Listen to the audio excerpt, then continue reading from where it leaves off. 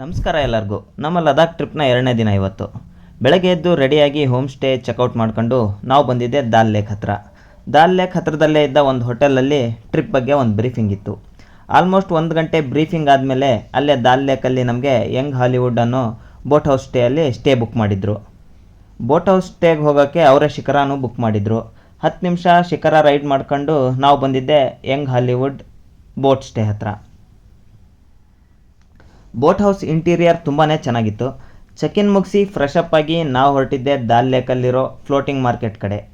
Floating ಮಾರ್ಕೆಟಲ್ಲಿ ತುಂಬಾ ಬೇರೆ ಬೇರೆ ಥರದ ಅಂಗಡಿಗಳಿತ್ತು, ಆದರೆ ರೇಟ್ ಮಾತ್ರ ತುಂಬಾ ಜಾಸ್ತಿ ಇತ್ತು. 1 ತಾಸು ಶಿಖರ ರೈಡ್ ಮುಗಿಸಿ ವಾಪಸ್ ಹೌಸ್ ಬೋಟ್ ಸ್ಟೇಗೆ ಬಂದು ಸನ್ಸೆಟ್ ನೋಡ್ತಾ ಒಳ್ಳೆ ಟೈಮ್ ಸ್ಪೆಂಡ್ ಮಾಡಿದ್ವಿ.